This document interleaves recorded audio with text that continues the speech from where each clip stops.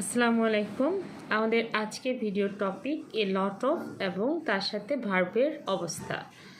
আমরা দেখি যে এ লট অফ যদি কোনো সেন্টেন্সে থাকে তাহলে ভার্বটা কী ধরনের ভার্ব হয়, সিঙ্গুলার ভার্ব কখন হয়, প্লুরাল ভার্ব কখন হয়।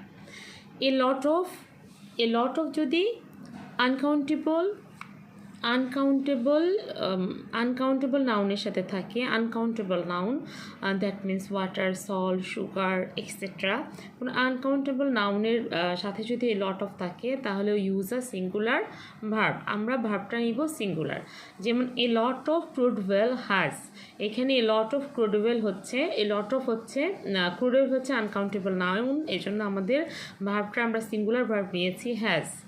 আবার যদি এ লট অফ যদি কোনো প্লুরাল কাউন্টেবল কোনো সাবজেক্টের সাথে থাকে তাহলে আমরা ভার্বটা নিব হচ্ছে প্লুরাল। যেমন এ লট অফ পিপল, এখানে সাবজেক্ট হচ্ছে এ লট অফ পিপল এবং এটা হচ্ছে কাউন্টেবল প্লুরাল সাবজেক্ট, সো আমরা ভার্বটা নিয়েছি plural verb believe.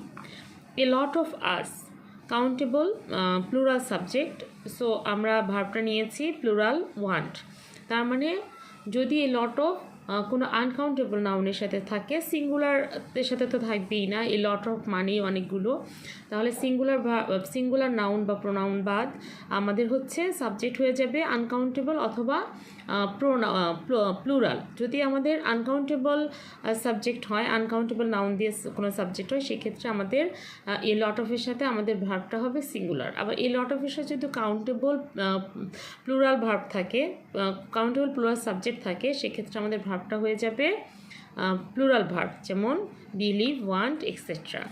Thanks for watching.